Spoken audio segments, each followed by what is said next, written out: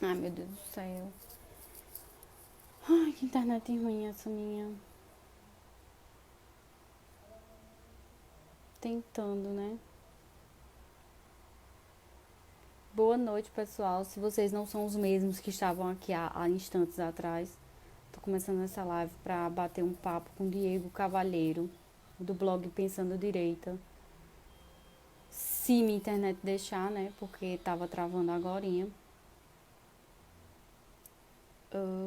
E se ele aparecer, não é mesmo? Nós vamos falar sobre os desmandos da OMS, sobre a liminar de Fux e sobre a Operação Ragnarok do Consórcio Nordeste, que investiga os governadores do Consórcio Nordeste.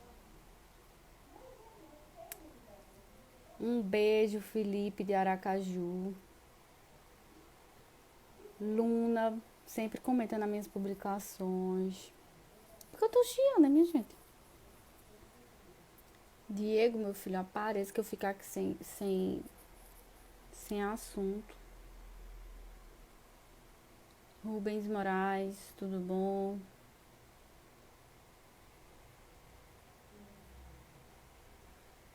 Olha o outro querendo que eu caia em piadas, rapaz. Já acho que coitado do Carmelo caiu numa dessa, numa pegadinha.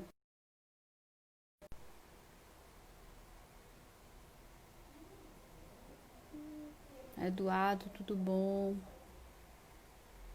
Gente, eu vou mandar um alô pro Rio de Janeiro. Oi, Diego Sarmento. Pronto, chegou, Diego chegou. Solicite, Diego, pra poder lhe aceitar.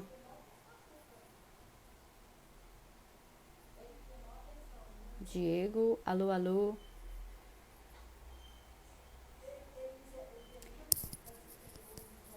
Tá vendo que eu não caí? Sou esperta, mas não. Tu solicita. Deixa eu tentar. Como é que eu te convido? Acho que deu. Pronto. Opa, cheguei. Boa noite, Tudo bem, Diego. Tudo Nayana? bom? Tudo certo. Bem, a gente Deus está queira que dê transmitindo. certo. Minha internet tá meio ruim, mas vamos na fé, né? Aqui está tudo certo, a sua internet, aparentemente.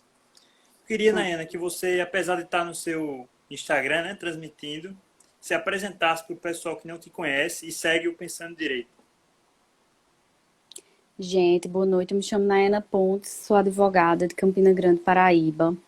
É ativista, né? Nem gosto de usar esses termos, mas sou uma pessoa que pensa e que externa o que pensa, então ativista. Hoje em dia é isso. Agora colunista do Pensando Direita. Fiquei feliz com o convite. Apesar de eu estar um pouco, né, em falta com vocês, mas vai dar tudo certo. E fui candidata, falando de política, fui candidata a deputada estadual no último pleito pelo PSL, já no meio do caminho. Tive 2.000 e alguma coisa de votos, ou seja, uma votação até considerável. E é isso. Sou apoiadora do presidente.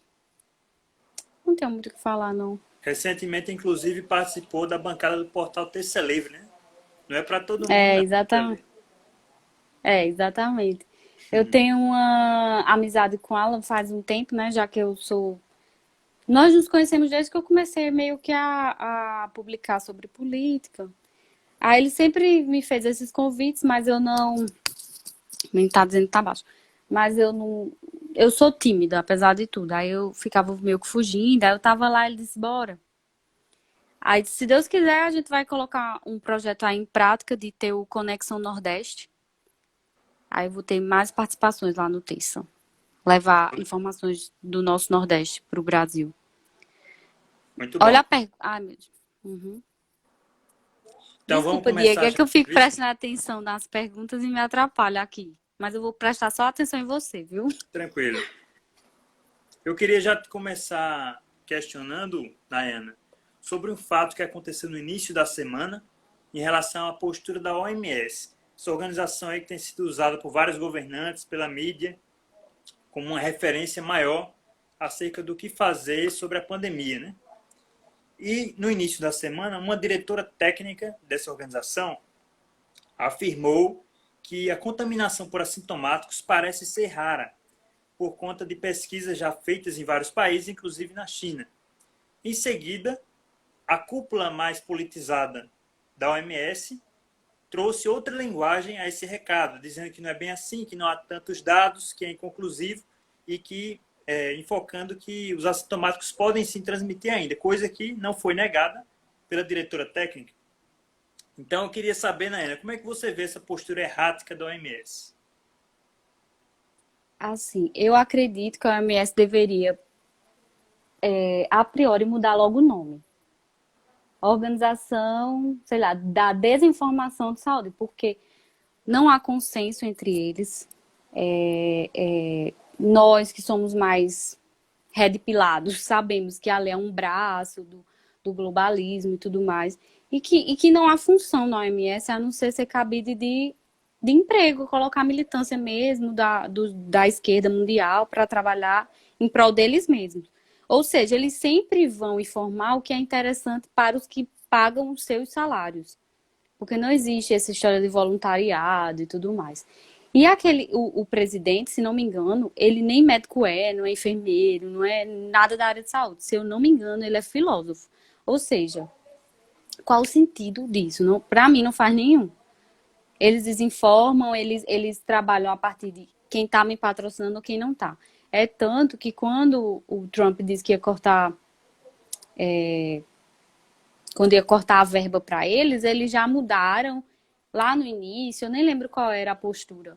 Em relação ao lockdown, que eles eram a favor do lockdown total, aí depois os Estados Unidos disseram que ia cortar, eles disseram que não, aí os Estados Unidos voltaram atrás, disseram que precisaria de um lockdown vertical e tudo mais.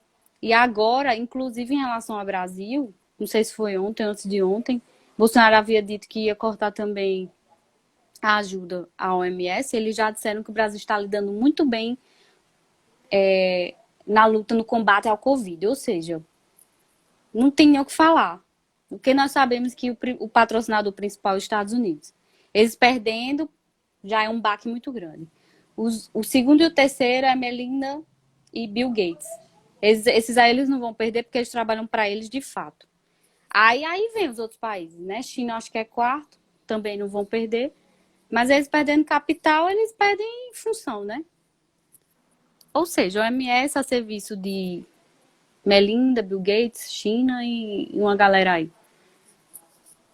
Pois é, inclusive, Nayana, a gente percebe com essas políticas aí direcionadas por um órgão centralizador, que é o OMS, que podemos chamar de globalista, né? Que tem aquele anseio de centralização absoluta do poder mundial. Isso aí pode parecer algo mais conspiratório a quem é mais leigo, só que se você for analisar as diretrizes dos grandes bilionários, que são os financiadores desses órgãos, é exatamente esse o intuito.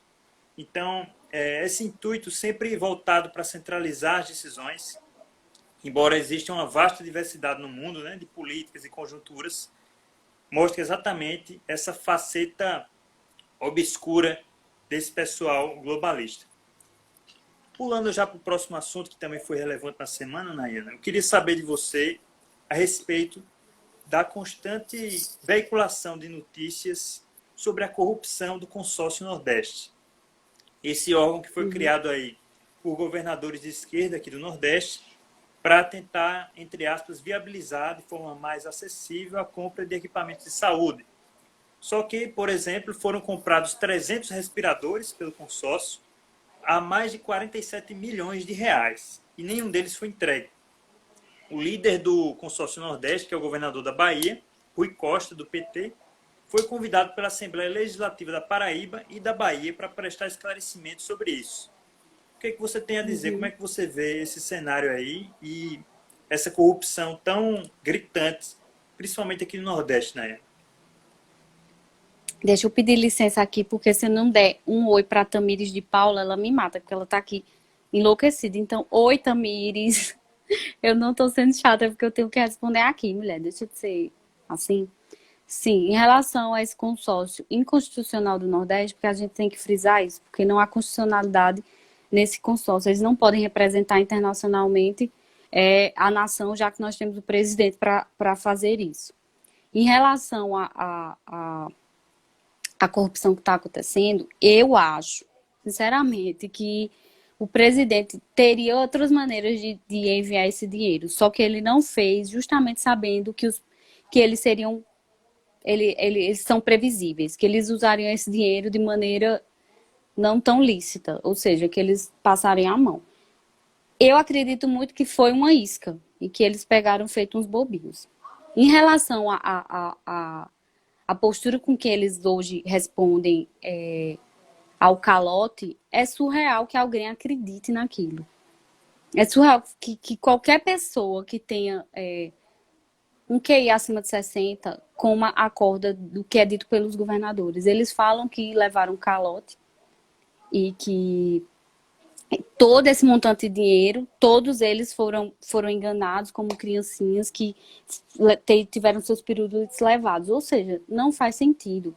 É uma organização criminosa, não tem outra palavra para a gente denominar esse grupo, que, como sempre, se travestem de pessoas que têm interesse na democracia e tudo mais, que o interesse é na saúde das pessoas, quando a gente sabe que o interesse real deste ano são as eleições municipais e que, infelizmente, eu não posso acusar ninguém disso, mas é meio que provável que esse dinheiro dos respiradores esteja destinado às campanhas. Deus queira que as investigações avancem e que não só saibamos quem foram as pessoas que utilizaram o dinheiro de forma errada, mas que a gente tenha o dinheiro de volta aos cofres públicos. Porque se não for assim, eles utilizarão na campanha e a gente vai perder de novo, de novo, de novo, porque o Nordeste, infelizmente, ainda tem pouca informação acerca do que acontece no mundo e no próprio Brasil. Sim, inclusive, Nayana, houve um depoimento via delação da empresária que negociou com o consórcio, né? A empresa Hempcare Pharma. Ela afirmou que só os intermediários, só eles, arrecadaram mais de 12 milhões de reais por fazer esse serviço de ponte entre o consórcio e essa empresa, cujo CNPJ foi criado há menos de um ano.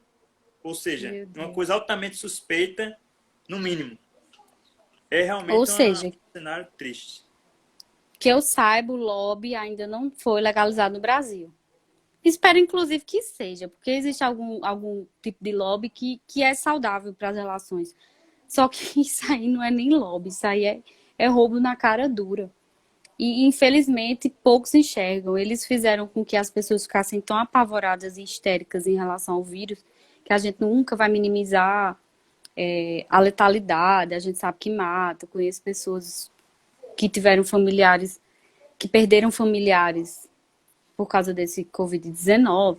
Só que o que estão fazendo com as pessoas é deixando elas refém de uma situação maior do que na verdade é. O povo está inerte, não consegue pensar, não consegue raciocinar, não consegue reagir.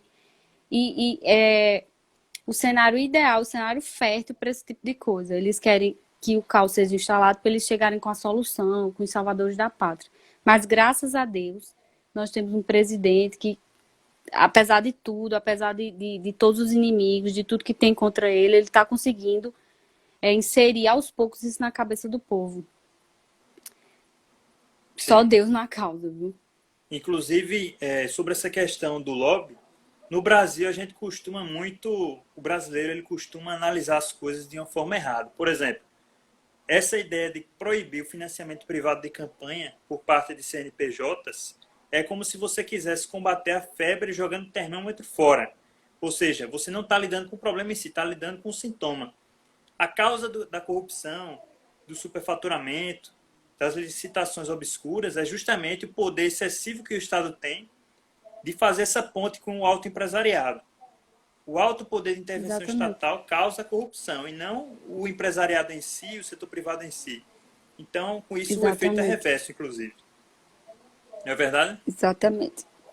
Infelizmente, o povão, a massa, que é quem detém o poder, não tem conhecimento e aceitam tudo, acham que é tudo lindo. Agora, o que Barroso disser sobre as eleições, o povo vai acatar, vai dizer que é maravilhoso, porque a gente tem que ficar em casa. E mais uma vez, os corruptos vão sair na frente, porque serão os que estarão com o bolso cheio de dinheiro para fazer suas campanhas maravilhosas. E é isso, né? É o que eu digo, é só Deus, é muita oração. Sim, aí falando em Barroso, Nayana, eu já emendo aqui com a decisão que foi uma liminar provisória do ministro Luiz Fux, dando aí um novo entendimento sobre a função das Forças Armadas, né?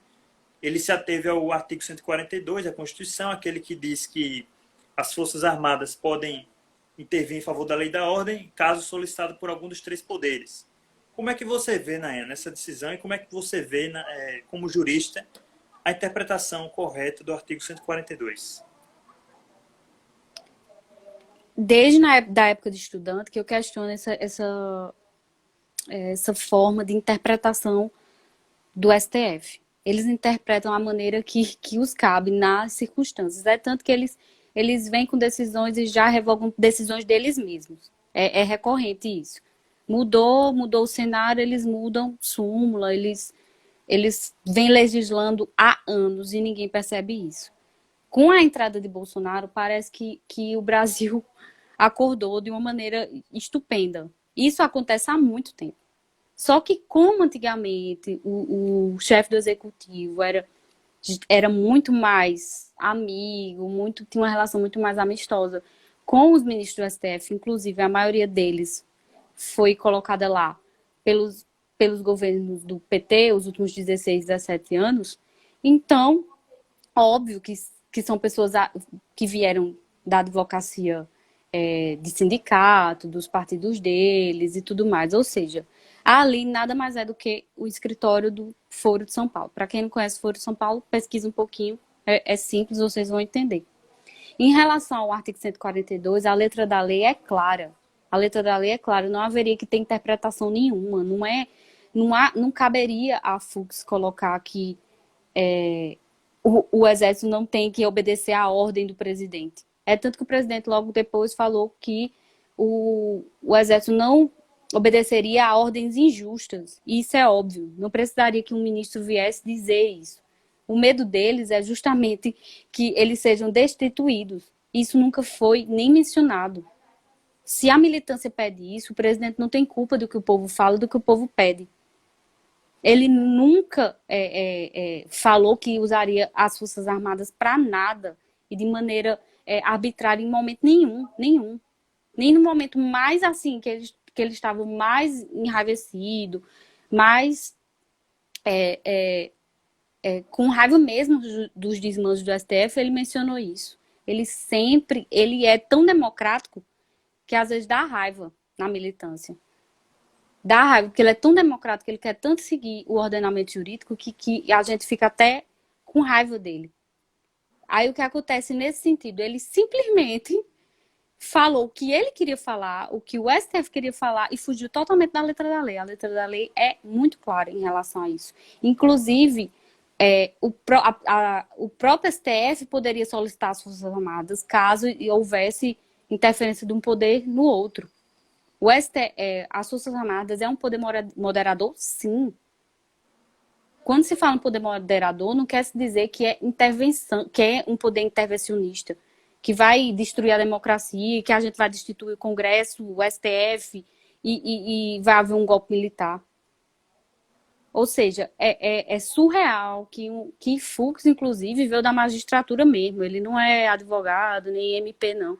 O que mais choca é isso, porque ele é o único juiz lá, porque Rosa Weber eu não considero nem juiz, infelizmente, porque juiz trabalhista para mim nem é juiz. Desculpa aí se tiver algum juiz trabalhista me assistindo, mas eu não considero. E ele deveria representar bem a Suprema Corte e fez uma palhaçada dessa. Era um dos únicos que eu ainda colocava uma fé, mas depois disso, infelizmente, ali está toda aparelhada, a gente não tem mais o que esperar. O que vier a partir daí, não há que ter surpresa em relação a isso. E eu nem sei o que dizer em relação aos desmandos do STF dos últimos 2, 3 anos, porque ficou mais descarado. Sim.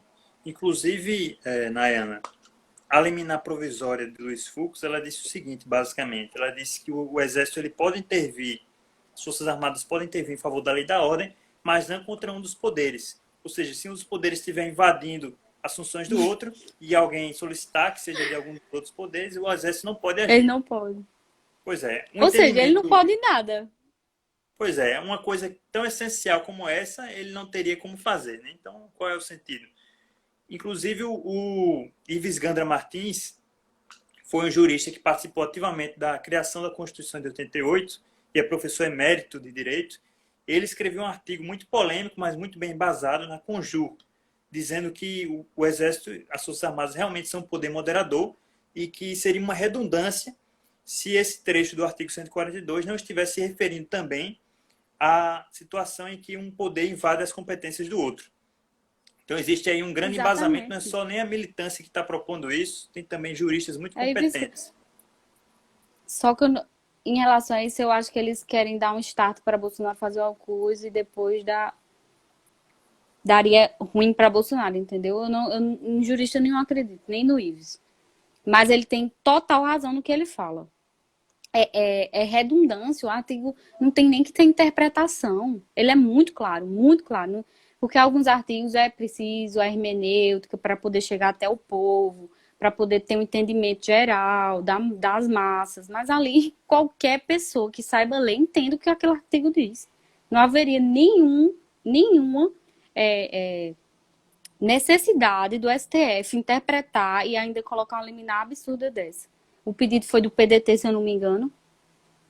A ação lá foi do PDT, ou seja, já demonstra o interesse, o objetivo do pedido. O STF virou um órgão político, não tem nada a ver com jurídico ali. Ali acabou, ali é um órgão político e quem quiser achar que não, infelizmente, querido, você está iludido. Você não está vivendo mais nesse país. E ainda falando de STF, Naena, como você mesma fez referência aí, o STF virou, né, um órgão muito mais político. Isso porque foi aparelhado aí por vários anos, seguindo a Constituição, né, por meio de indicações do presidente e do Partido dos Trabalhadores. Foram 2 mandatos de Lula e 1 mandato e meio de Dilma Rousseff.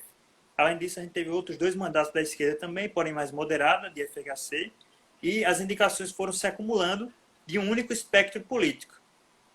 Então, como é que você vê esse modo de constituição do STF? Você acha que devia ser de outra maneira? Qual é o seu entendimento? Eu acho que deveria haver pelo menos uma lista tríplice para o Senado que seja. Infelizmente, não mudaria muito no cenário atual, por exemplo. Agora, em novembro, o Bolsonaro vai colocar alguém lá. Hoje, a pessoa que o Bolsonaro colocar pode ter o currículo melhor do mundo, por ter sido indicado por Bolsonaro, vai haver uma celeuma muito grande na sabatina pelo Senado. Porque não é de interesse deles hoje que pessoas de Bolsonaro estejam lá. Porque se tiver um só voto divergente, a discussão pode ficar ad eterno. Porque o cara pede vistas e vai atrapalhar o plano dos outros 10. Então, em um outro pleito, agora a gente não tem muito o que fazer. Se eu fosse Bolsonaro, eu digo agora, se eu fosse ele, para tentar terminar o mandato, governar, eu inclusive chamaria membros do STF e daria nomes e diria quem vocês querem aqui. Porque, infelizmente, se ele não fizer isso, ele não vai conseguir terminar o mandato dele. Porque é claro que estão fazendo o que estão fazendo. Se o povo realmente... sim, o menino falou aqui que Aras me decepcionou essa semana. Porque ele falou que aquele inquérito da fake news não não tinha vício. Ou seja, eu não sei o que passou na cabeça dele naquele momento, mas tudo bem, né? Vamos para frente. Ele já ajudou mais do que atrapalhou. Então, eu acho que deveria ser mudado realmente a forma de ingresso no STF. Também não sou uma pessoa que acredita em concurso público, mas pelo menos, não sei. Realmente eu nunca parei nem para pensar nisso. Só que a maneira que vem sido feita não faz sentido nenhum. Porque é óbvio que aquela pessoa que foi colocada ali não será parcial. Será como um advogado daquele que o colocou lá. A pessoa que me surpreende muito positivamente é Toffoli. O povo fala mal, não sei o que, não sei o que lá. Mas Toffoli tem um pouquinho mais de caráter do que muitos dos outros que estão lá. Quando o povo fala Toffoli o que lá, não sei o que lá, ele já fez muito mais por nós, ele já foi muito mais imparcial e sensato do que muitos dos que eu achava que não seria, como o Barroso, por exemplo, como o Fux. Então, o que acontece é que, da maneira que está hoje, se nós não conseguirmos nos manter no poder por mais 2 ou 3 mandatos, a coisa não vai mudar. É tanto que eu acho que é a Bia Kicis que tem uma luta sobre que revoga a PEC da Bengala. Acho que é ela, né? Porque se isso acontecesse, pra gente seria um show. Porque a gente iria conseguir derrubar vários deles. E Sim. ainda falando em STF, que eu tava até pensando esses dias, eu disse, eles estão agora com essa história de inquérito da fake news. Não tem fake news maior do que aquela Suprema Corte, onde deveriam, assim, em teses, serem magistrados advindos da magistratura, mas lá nós só temos 2 magistrados. O resto é promotor e advogado. Eu acho que por isso que eles têm tanta essa sede de acusar. Eles acusaram a vida toda que hoje não sabem julgar. Eles não sabem cumprir o papel deles, que é somente de guardião da Constituição. Não tem outro. Eles deveriam fazer só isso, que é isso é o trabalho deles. Mas hoje a gente sabe que eles ultrapassam todos os poderes, eles legislam, agora eles também são executivo. Enfim, o STF manda no país, hoje a gente vive uma ditadura judicial. Quem manda nesse país hoje, infelizmente, é o STF. Pois é, né? E isso me faz lembrar o seguinte: o que Olavo de Carvalho tanto fala. Eleger Bolsonaro, eleger um conservador no Brasil, embora seja um grande marco histórico na política nacional, porque a gente não tinha nenhum representante no poder executivo nacional da população majoritária que é conservadora. Mas as esferas de poder que são mais influentes na sociedade, a universidade, os sindicatos, as igrejas, a mídia, tantos outros setores, são dominados pelo algoz, que é a esquerda, em Exatamente. seus vários níveis, em suas várias tonalidades. Então, o poder, de fato, não está com os conservadores, porque Bolsonaro está na Não. presidência, está com a esquerda.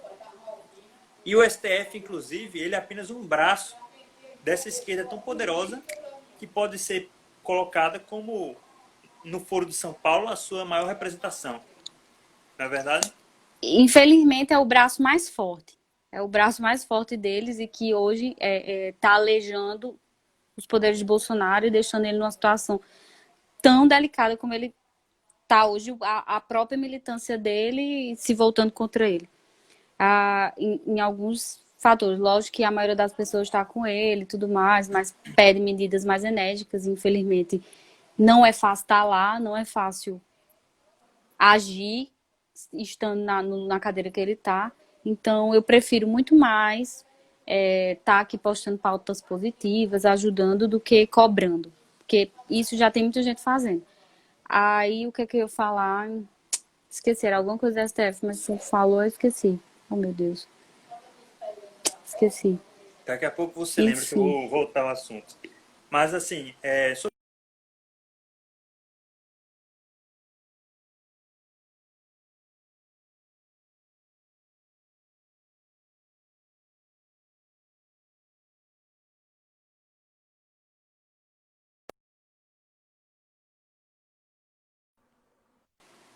agora voltou ao normal. Minha canequinha, ó. Percebi. Voltou? Voltou? Voltou. Conseguiu ouvir minha Sim, o que. pergunta? Não. Mas eu posso concluir o raciocínio depois tu repete? Sim, conclua. Eu repito depois. Não, eu tava vendo hoje um vídeo do ministro da Educação, que eu não vou saber falar o nome dele. Abraham Van Traub, né? Assim? Não sei. Não sei. Isso. Ele estava falando que hoje nós temos 600 mil funcionários públicos federais. Dentre esses, 300 mil no MEC. Ou seja, são 300 mil pessoas militando ferrenhamente. Não, não vamos dizer que seja a totalidade, mas a maior parte disso militando diuturnamente pela esquerda, avançando, fazendo com que a agenda da esquerda avance nas universidades. entendeu? Então, hoje ainda, mesmo o Bolsonaro estando lá, nós temos um presidente de direita, a gente não vive num país de direita. A gente vive num país socialista, com mentalidade socialista, com pessoas, com poucas pessoas entendendo aos poucos o que é direita. Lógico que nós temos pessoas conservadoras nos costumes, isso é a maioria. Mas não temos pessoas que entendam o liberalismo, que entendam porque é muito melhor que o Estado diminua e que as pessoas tenham mais liberdade para negociar e tudo mais, são pessoas dependentes. E a maior prova disso foi essa pandemia. Foi uma decepção total para mim, que eu vi o quanto o povo é entregue, o quanto o povo espera do grande Leviatã, do Estado, de resolver tudo de sua vida. Então, infelizmente, foi o que o Olavo disse. Eu acreditei, eu vou usar até um termo que ele costuma usar, eu nem sei se ele usou isso na eleição do Bolsonaro, mas infelizmente Bolsonaro foi uma ejaculação precoce. Nós não temos militância, nós não temos ninguém, quase ninguém na cultura, nós não temos quase ninguém na educação. Ou seja, os deputados que tem ainda são meio que perdidos. A gente está iniciando, infelizmente a gente tem que aproveitar esse início para poder tentar avançar uns 10, 20 anos em relação ao avanço da nossa agenda, né? Que na verdade a gente nem tem agenda, a gente só quer que as coisas permaneçam como naturalmente deveriam ser. Sim. Pronto, aí tua pergunta que eu não escutei, que travou. Certo. Pergunta... Olha, já deu uma travada de novo. Tá ouvindo? Tô. A pergunta que eu fiz foi o seguinte, Nayana. Qual é o seu contato com a obra de Olavo de Carvalho? Você é uma admiradora, uma leitora, uma aluna? O que você pensa sobre a obra dele? Diego, eu já me inscrevi umas 10 vezes no COF, assisti umas 3, 4 aulas, só que eu sou muito desorganizada, eu acho que você já percebeu. Então, eu tenho que fazer cronograma, eu tenho que me organizar. Eu admiro o Olavo, já li o mínimo, já li alguns trechos do Imbecil Coletivo, algumas coisas, porque, infelizmente, eu não sou uma pessoa estudiosa, assim, focada. Eu devo ter algum déficit de atenção, alguma coisa. Mas eu admiro muito, eu entendo que ele é o responsável por tudo isso que está acontecendo. Tem quem acha que não. Ele é responsável, inclusive, pela vitória do Bolsonaro, mesmo a massa nem entendendo, nem sabendo, mas foi. Então, ele, para mim, tem um peso, a fala dele tem um peso muito grande. E eu não vi ele errar ainda não, viu? Em relação a esses últimos acontecimentos dele e de Bolsonaro, o que é que eu acho? Eu acho que ele deu um puxão de orelha em Bolsonaro, para ver se Bolsonaro acorda em relação àqueles generais de geleia, que, pelo amor de Deus, é melhor me chamar para ficar lá, no lugar de Ramos, chamar uma menina aí qualquer do que colocar uns caras daquele. Essa semana o Pazuello disse que apanhava da filha de 12 anos. Pelo amor de Deus, meu Deus, meu filho. Eu teria vergonha até de... Não, meu Deus do céu, ele disse que com 12 anos pode tudo. A menina é esquerdista e ele tá achando super ok. Ou seja, sou admiradora de Olavo, assim como grande parte da direita que tenta ser direita, né? Que às vezes nem sabe o que é, mas tenta pelo menos estudar, se aprofundar no assunto. Porque tem muita gente que é direita modinha, né? Sabe nem o que é, mas ali direita, qualquer coisinha já. Bolsonaro é um traidor. Como essa galera aí que a gente já viu, MBL, Novo, esses lezeiros aí que não entendem nada e que acham que se Bolsonaro cair, vai ganhar, deixa eu ver quem, Kim.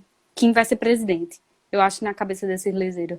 Eles não entendem que Bolsonaro é meio, não fim. E que não existe um fanatismo acerca do Bolsonaro. Existe uma gratidão dele ter se colocado nessa condição de praticamente loucura o que ele está fazendo. Ele perdeu a vida dele, hoje ele está lá, jogaram o Bolsonaro lá no meio dos leões e deixaram, coitado. Hoje ele está fazendo milagre. Então, eu só tenho a agradecer a Bolsonaro e a Olavo e a gente dessa geração aqui. Infelizmente, vai perder a saúde, a juventude, tudo para ajudar as futuras gerações. Eu já entendo isso para minha vida. Eu sei que isso é missão. Quem tá nessa tem que entender que é missão, que isso não é outra coisa, não é missão. A gente tem que fazer isso para que as futuras gerações colham. Eu sei que você é aluno de Olavo, né? Não sou aluno do COF, eu sou um leitor, por enquanto. Uhum. Então, Vamos entrar no Nayana, coffee? sim, não é isso? Eu já estou programando aqui uma questão de organização de tempo também, para poder já entrar no COF. Estou com um projeto, inclusive, vou Uhum. falar depois para você no privado, que é a criação de alguns grupos de estudo aí em universidades locais. Já vou adiantando aqui, vai Boa. ser focado na obra de Olavo. Estou entrando em contato com algumas pessoas e tal, para colocar isso para frente. Mas, enfim, Uhum. o Olavo, Nayana, ele pode ser considerado como responsável pela eleição de Bolsonaro, simplesmente, entre aspas, né, porque ele foi o pioneiro da direita nacional. Não existia uma direita organizada antes de Olavo. Até existia décadas antes, mas ela foi suprimida com a entrada do regime militar. Então, o que aconteceu? Uhum.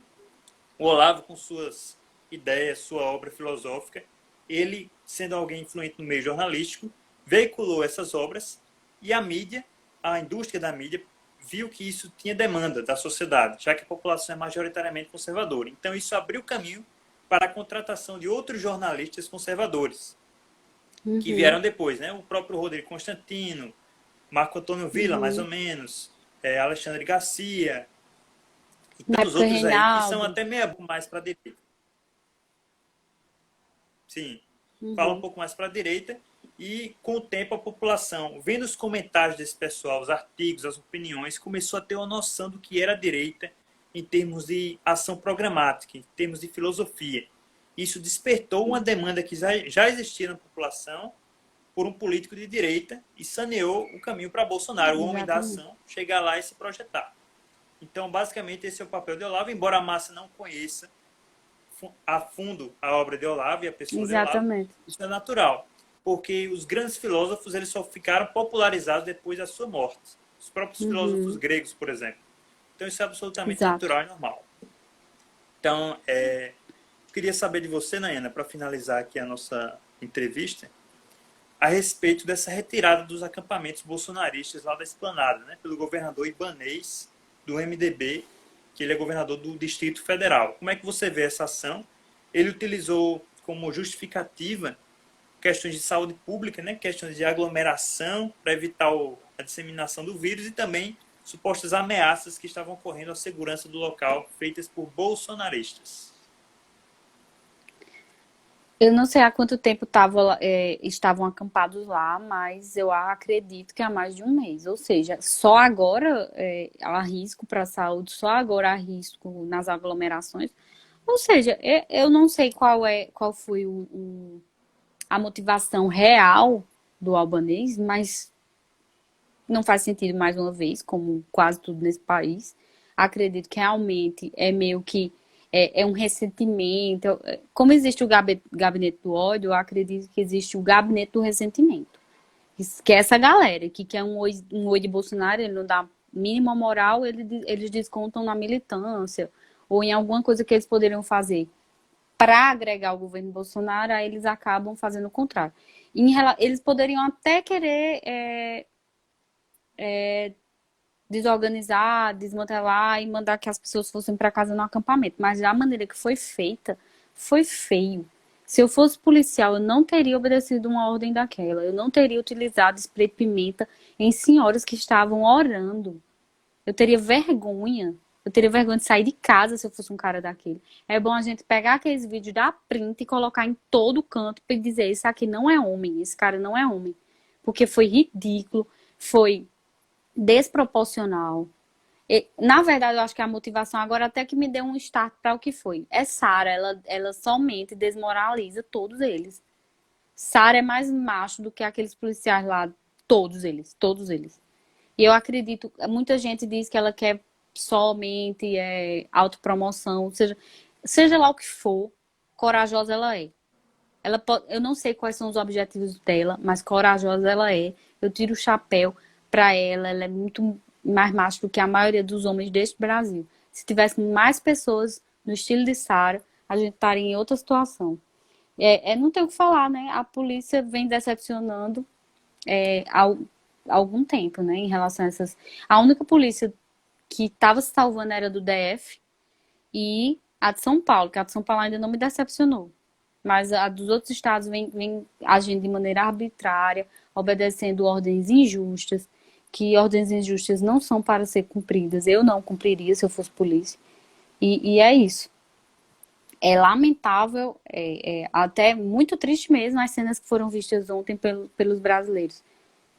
E isso, eu não sei o que é que passa na cabeça desses caras. Eu acredito que eles não querem reeleição, que não faz sentido. Se eles estivessem pelo menos pensando em eleição, em eleitorado, em política, eles não fariam da maneira que foi feito. Não sei, não. Eu queria, às vezes, eu queria entender a cabeça desse pessoal, mas eu acho que é muito complicado. Nem eles mesmos entendem. Sim, é verdade. Então, Nayana, nós chegamos ao fim aqui da nossa entrevista. Eu agradeço a sua disponibilidade, o seu tempo e peço que o pessoal que não segue você ainda, que é do Pensando Direita, siga. E, igualmente, quem segue você e não segue ainda o blog de política da Direita Paraibana, passe a seguir assim que terminar essa entrevista aqui, que nós já estamos finalizando. Obrigado a todos pela audiência. Tem algum comentário, Nayana? Final? É isso, obrigada pelo convite. Eu queria pedir desculpa aqui ao pessoal que está falando. Eu não tive como acompanhar, porque eu estava prestando atenção. Mas um beijo para todo mundo que acompanhou.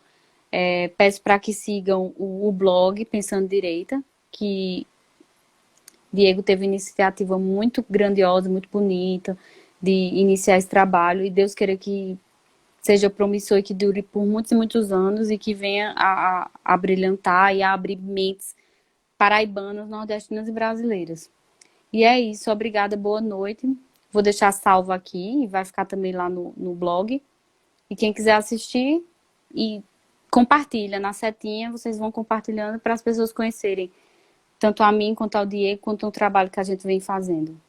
Obrigada mesmo. Deus abençoe todos vocês. Valeu.